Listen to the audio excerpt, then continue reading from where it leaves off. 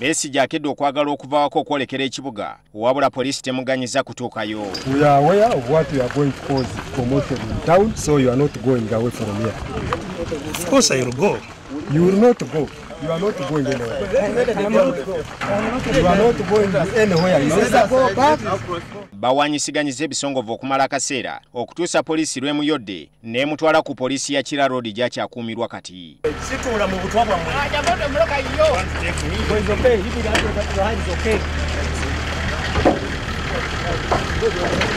Can you get down to the 99?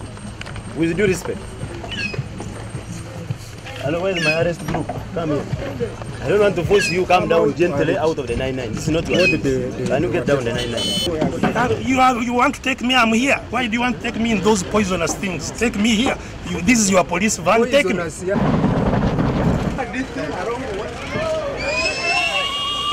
Ye Elias Lukwago Road meeya wa Kampala tafunye mukisa kufuluma makage anti poliisi ebadde yagombye dda ku mulyango gw'olwaleero nga busaasaana. Ekituleese wano kintu kitono kulaba nti kuziyiza bumenyi bw'amateeka obusuubirwa okukolebwa singa laale omukulu ono gye bategese egenda mu maaso. Poliisi okusimba amakanda gano ku mulyango gwa Lukwago kina kiyise kya bujozi. Kubanga bw'oba nti wabadde omwanya genda ku laale ate ndi mu maka gange onnumba yo lwaki paka mu nnyumba ewaka.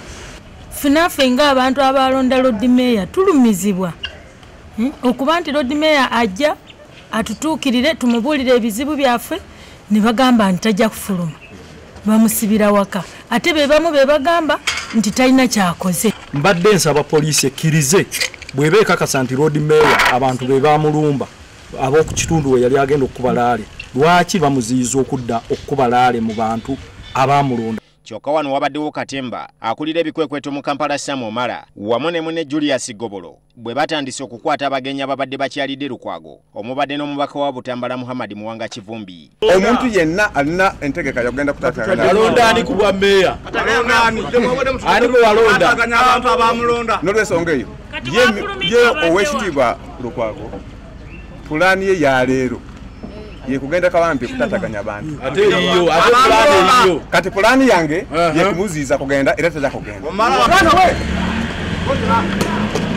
Come here. What a fight! What a fight! Calm down. Let's go in. Hello. Yes, they are arresting these people. The was arrested at him by that too. I think I'm in a bad place. If I try to raise my head, the stone will hit me. But they have arrested this. Is it Kivumbi? Dini Lubowa Sava, NTV, Akawungeezi.